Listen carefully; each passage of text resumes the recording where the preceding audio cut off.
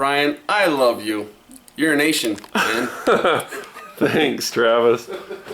So what we're doing, we just towed this in from the capital city. And what we did is we hook up a fuel pressure gauge. And what did it say, Travis? Where was the gauge at? 0. 0. And how many times did we try to start it in the Panda Express parking lot? A bunch. A bunch. It just wasn't going, wasn't having it. So we've got pressure now, and the way that we got that going, okay, so bottom of the tank, there it goes. Is we took out the fuel pump relay. That's this one right here. As you see, it says fuel pump relay. So we pulled that out. I used my little jumper relay that we're about to show you. You guys have seen it before if you've been subscribed. If you're not subscribed, subscribe. There's all kinds of good stuff going on here. I'll teach you all kinds of tricks. So what we did is we just turned the fuel pump on so power was going to it all the time. And then you go underneath, look where your fuel door is, and that's where your gas tank's going to be. So here's the gas tank, and of course you're going to pull gas from the bottom part, the lowest part. So that's where your fuel sending unit's going to be. So here's what a fuel sending unit looks like in most trucks. So you have a strainer that's a pickup that sits in the bottom, and then your electric pumps right here. So the electric pump sitting on the bottom of the tank, this is the part. So what you do is you send power to it, and you can do that with a relay or with somebody turning the key. And the other person goes bang, bang, bang, bang, bang on the bottom of the tank. So what I did is I put in a switched relay, so there's always power going to it. And then I stroll over to the tank, and the electric motor's stuck on a black spot on the coil. You got a spinning motor and then 2 contacts that send power to that motor. So with those contacts having a black spot, it makes poor contact. It's just like when you plug in your cell phone and it doesn't charge unless you wiggle the cord. That's basically the condition of that fuel pump. So you go bang, bang, bang, it rotates a little bit, it fires up and just keeps going. It's just like an old TV set that you got to bang on to get it to go. So what we're going to do is we're going to build our own cheap one, and we're going to send that with Travis. This came out of a junkyard that I stripped a Kia fuse box. So we'll throw you in the tripod and we'll show you how to make a jumper. So here's, you can do these relay bypass switch set. This is $50 and it just basically looks like this. I'll put a link in the description. These can be a lifesaver, but you could use a wire.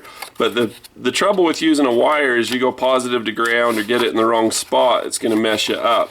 What's nice about these little kits is that you can't screw this up. If you have this like this, no matter how you put it, your top left, bottom right, turn it around, your top left, bottom right, turn it around.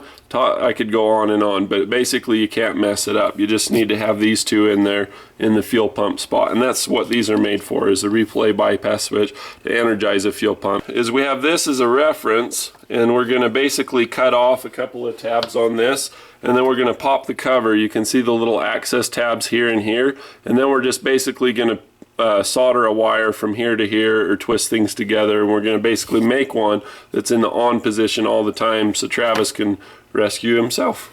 Because why not? Travis is a hero. Are you a hero? I am a hero. He's a hero. You can build one of these to self-rescue, or you can build one to even test with and not have to do the switch. I like the switches. I like the control of it. If something starts smoking, it's easier to hit it again than to yank it out. So, but we're going to get a little redneck. Use this at your own risk. This isn't legal advice. I'm not telling you to do this under all kinds of every other circumstance. Don't sue me, gosh dang it. That's what I'm trying to say. So let's make this one match the other one. So we're going to cut this one off. We're going to cut this one off. And then we're just going to make this so that it's in the on position. See? Twins. So we'll take a small screwdriver and pop one of these off because it's hard to hold both of them at the same time. Here we go. And then you can just glue it so that it stays on. So here's what's inside the relay. You got a little contact in there somewhere. In this case it's right there that connects everything. So what we did is we cut off the ground and we cut off the signal wire. The signal wire tells us to go on. So all we have is power in and power out. So what we can do is bend this or collapse it or do something to cause this to be in contact. We can wrap it in wire, or we can just get a wire and run the wire from this post here, you see right there, all the way over to this post here, just in and out. We're just going to shove a little piece of something in there, shove it between the plastic. Thanks. It's hard sometimes when you're a nation. When you're that huge and your head's that fat, you feel like you need some space. Cracking up. Nobody else has ever called me a nation. Kind of like it. Yeah, you said it long enough. You understand. You're a nation. Where did that come from anyway?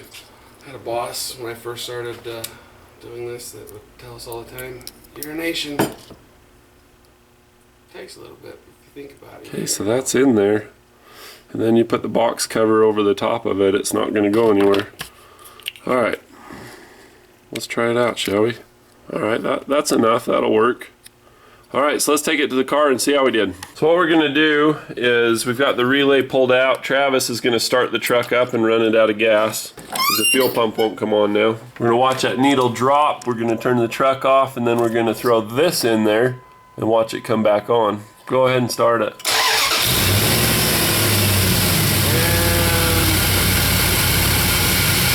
What's hanging in there?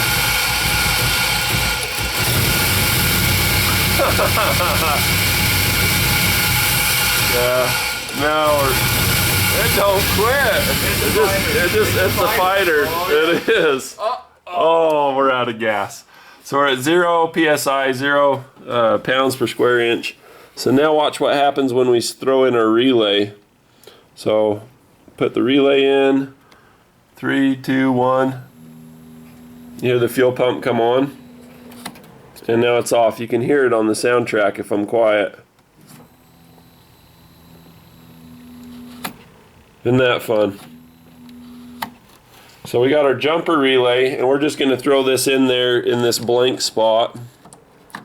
And if he ever needs it, hopefully he won't need it, but he'll have it. So we're going to run the truck out of gas one more time. Go ahead and fire it up. We got a well ventilated thing. We got to get the fan going though. So we'll run it out of gas, and then I'll pull the fuel pressure tester. There we go. Awesome. Boom. Oh. So, you want to try it out? Yeah. We'll do it one more time. We'll do a dry run. See how well we've trained you. See if we can turn you loose with an M16 in the jungle. Ooh, baby. Let's go over maybe one more. Can you see how there's silver thing? You can see the silver contacts down on this one. Oh, I see, yeah. So stick it in there. Nothing. Does your key got to be on? Maybe.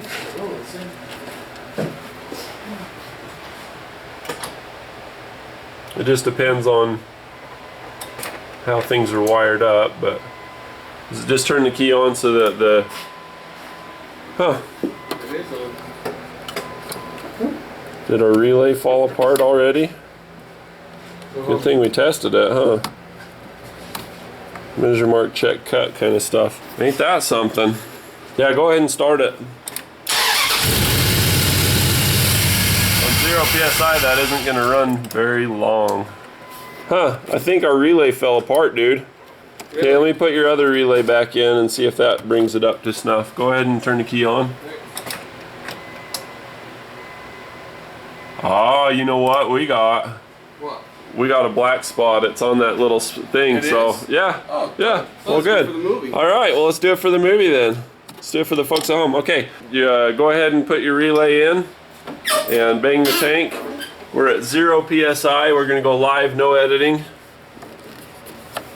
Cool. Let's go bang on it. Where you go? Oh, hammer. Hammer. Probably even use your hand on this one. Okay, so bottom of the tank. There it goes. Dude, you're a pro. Oh, first time. All right, so come pull your relay back out. It's a little bit of a hassle being a one-man crew, but once you get it up and running, you can put your other relay back in and store your other relay right here in the middle. Oh, yeah. So it doesn't fall out anywhere. Sweet. Fire your truck up. Oh, should be good to go. That's perfect. That was perfect. How convenient. See, now we got that motor spinning, so it has the momentum to pass the little black mark. And so we're good to go. As long as it's moving, you're fine. But when you turn it off, it's like a roulette wheel. You know, if it stops on that one number or that one spot, then you're stuck. So cool. We'll go ahead and pull the relay out. We'll run it out of gas so that your check engine light's going to be on. It's going to say P171 and 174, lean bank 1 and lean bank 2. But yeah, go ahead and run it out of gas. So we'll go full lean, and then after it runs out of gas, we'll disconnect this, and that way it won't have to spill a bunch of fuel everywhere. Okay. Because you guys are so expressive. You got a fun personality. You got to share it with the world. Dude, that thing just keeps going and going. Let's cut this out. All right, so now we've got pressure off of our tester. We'll go ahead and pull this off. You can hit your little purge thing and let it trickle down a little.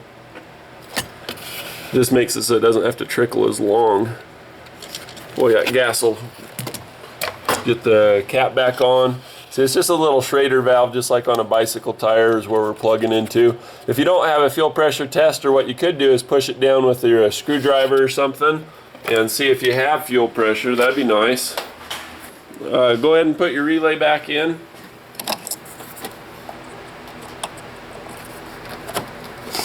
And see if your truck will fire up. Okay. This is a good way to learn and practice it, huh? Sure is. Get it on film too. So, fuel pump's up and running. Awesome. Sweet. So, this is Travis's truck. We got it running. It's doing great. Here's the old fuel pump here. But let's tear into this thing a little bit. Let's see what's going on and see if we can determine exactly what happened. I have my theory about the electric motor in there, but let's see if we can actually put eyes on it. So the first thing I'm going to do is, I don't know where the clip is for that, so we're just going to yank.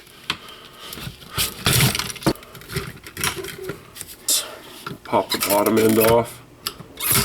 Hook them to crack and pop and do all kinds of serial stuff. Boy, it seems like you got to use a third hand, you know, like a gripping hand. On one hand, there's this. On the other hand, there's that.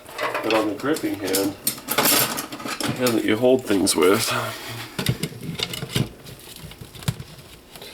not too worried about that line. Boy, this is not the easiest one to get into, folks. Pump lead. I should have showed how much junk came out with that. It was a lot of brown yuck. So we got a little rubber O-ring that's holding us up right here. So we're just gonna knock that through. Thought I got this drained pretty good, but apparently not. So here's the pump. And then get that on camera. It's hard because you want to just use a normal cutting tool, but you got to use something that isn't gonna basically catch the fuel on fire. And the problem is as I get into this, I had this all drained. It's a nice little hunk of aluminum. Had this all drained, and it's still creating quite the mess because there's just so much fuel that's inside of it.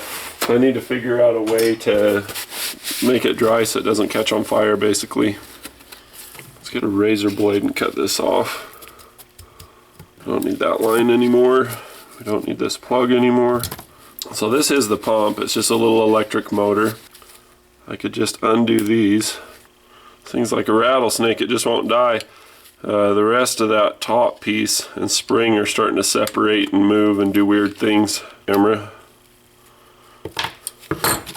So here's the bottom part of the pump. You can see where it tries to pull it in a circular fashion. It does a little conch shell spiral. Just grab hold of this and peel it in a spiral itself. See if I can make that happen. That way I don't have to involve any sparks. Pretty tight tolerance, pretty cool. You can feel it kind of stick, just like on my little airplane motors. There we go. Haha. There it is. There's your brushes in there. You can see a lot of burn marks on this, especially around this side of it. So a lot of motors will make contact on the sides. This one makes it directly with the top. So those are those black marks that we were talking about. And then there's the brushes, and they actually make contact. We're looking down at the part that makes contact with the top in here. So when they weren't getting enough contact with the copper, then there was a problem. Let's get a real good look at that. Get a good picture of it. So you see those black marks? There's the magnets and the casing, and then those are the brushes. And they're spring loaded up and down. You see the brush pushing down.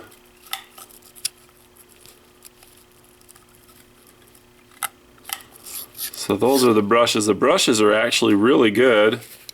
It looks like there's plenty of length on them, plenty of spring travel and everything, but I'm guessing probably, I don't know, let's take a look. See, that's the impeller. You can see where the impeller forces the gas up this way. I bent it when I was getting it to twist so it doesn't turn anymore. But isn't that interesting? And it goes around here. Fuel actually cools it, gets to the top where the brushes are, and actually any brush material or debris or dust that would be in this probably goes up and out through here and goes through your injection system and everything, or out through there. A little bypass there. This is fun. Your brushes and stuff lose contact because they wear down like a brake pad. They get thinner and thinner, and then it's down to just a spring, and either the spring makes contact and doesn't conduct well, or it just basically can't reach. I mean, if this were to wear down, there'd be like an air gap to where it just wasn't there anymore, and that air gap creates resistance and creates the burn marks. It's no wonder that when you bang on the bottom of the tank, oh, it just jumps right in there.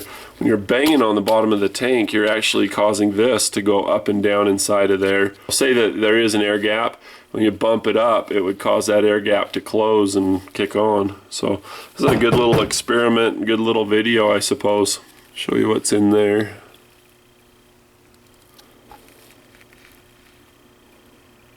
Magnets and brushes. A little outlet on this side to go out here. Fuel pump guts. While you're here, be sure to subscribe, like, and share with your friends. Dude, what a pro. You nailed it. Ryan, I love you. You're a nation, man.